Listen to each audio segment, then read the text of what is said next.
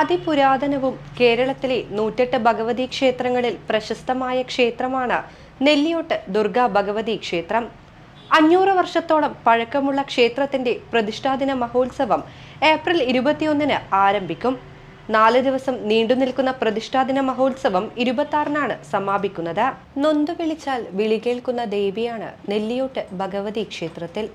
നേത്രരോഗശാന്തിക്കായി ചെക്കുമാല നേർന്നാൽ ക്ഷിപ്ര രോഗശമനം ലഭിക്കുമെന്നാണ് വിശ്വാസം.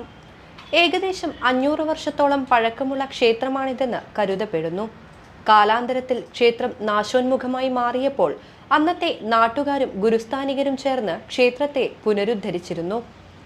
3 അടിയോളം വലുപ്പമുള്ള പഞ്ചലോക വിഗ്രഹവും ഒരു ബലിബിംബവുമായിരുന്നു ക്ഷേത്രത്തിലുണ്ടായിരുന്നത്. 1967-ൽ മോഷ്ടിക്കപ്പെട്ട വിഗ്രഹങ്ങൾ വീണ്ടെടുക്കുവാൻ സാധിച്ചില്ല. എങ്കിലും ദേവീ ചൈതന്യം നഷ്ടപ്പെടാത്ത ഈ ക്ഷേത്രത്തിൽ ഇപ്പോഴും നിത്യപൂജ മുടക്കം കൂടാതെ നടന്നുവരുന്നു. ക്ഷിപ്രകോപിയും ക്ഷിപ്രപ്രസാദിനിയുമായ ശ്രീ മൂലസ്ഥായിയായ മടയിച്ചാൽ ഭഗവതിയുടെ സാത്വിക ഭാവത്തോടെയുള്ള ഭഗവതിയുടെ പ്രതിഷ്ഠ നെല്ലിയോട്ട് കുടിയിരുത്തി ആചാരാനുഷ്ഠാനത്തോടെ പൂജ നടത്തി പരിപാലിച്ചു പോരുന്നു.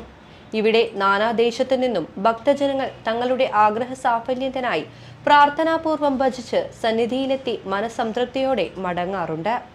ഏപ്രിൽ 21, 24, 25, 26 തീയതികളിലായാണ് നെല്ലിയോട്ട് ഭഗവതി ക്ഷേത്രത്തിലെ പ്രതിഷ്ഠാദിന മഹോത്സവം നടക്കുന്നത്.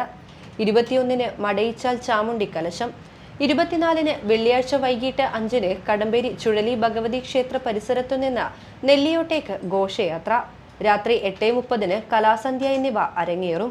25-ന് വിശേഷാൽ പൂജകളും രാത്രി സാംസ്കാരിക സദസ്സും നടക്കും. 26-ന് പ്രതിഷ്ഠാദിനത്തിൽ വിശേഷാൽ പൂജകൾ, ഗണപതി ഹോമം, നവകം, പഞ്ചഗവ്യം, ശ്രീഭൂതബലി, ഉപദേവതമാർക്ക് കലശാഭിഷേകം, ഉച്ചപൂജ, നവകാഭിഷേകം, നിറമാല എന്നിവയും നടക്കും. അന്നേ ദിവസം ഉച്ചയ്ക്ക് പ്രസാദ സദ്യ, 3:30-ന് തായമ്പക, 5 മണിക്ക് ഉത്സവം എഴുന്നള്ളിപ്പ് എന്നിവയും ഉണ്ടാകും. തുടർന്ന് പഞ്ചവാദ്യത്തോടെ തിടമ്പനൃത്തം അരങ്ങേറും.